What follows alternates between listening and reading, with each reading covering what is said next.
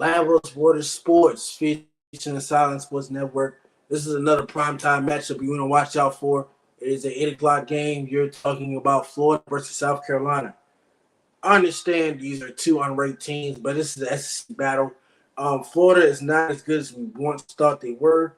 The program in South Carolina has kind of slipped in its ropes after, winning 8 games last year and having that great win against Clemson and Tennessee. Not only that, I'm not sold on neither of these quarterbacks.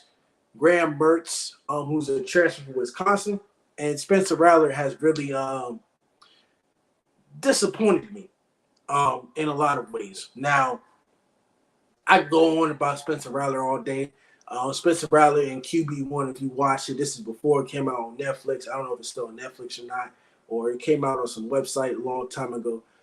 Spencer Rattler lost his job at Oklahoma. Of course, Caleb Williams took over. Spencer Rattler wasn't really, that dude.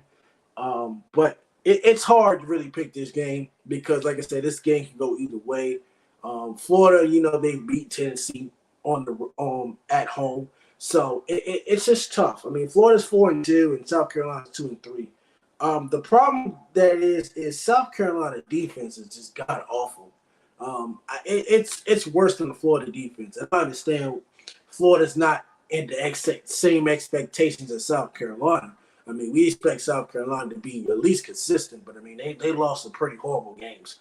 The run game of South Carolina has been tremendously awful. They can't get going. Graham Mertz for Florida.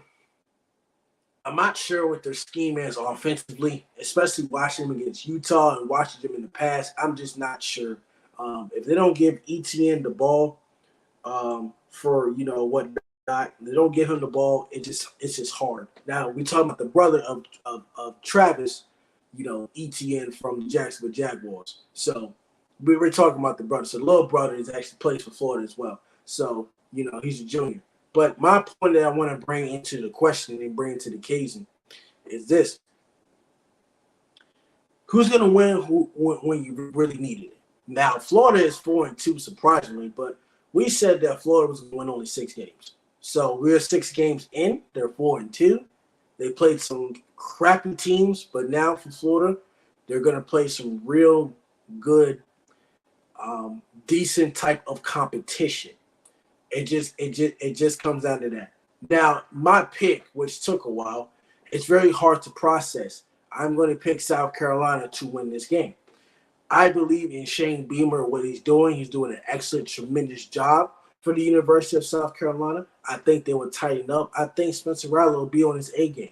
It just comes down to consistent play calling. You have to be able to run the ball against Florida, and you have to control the clock with time of possession.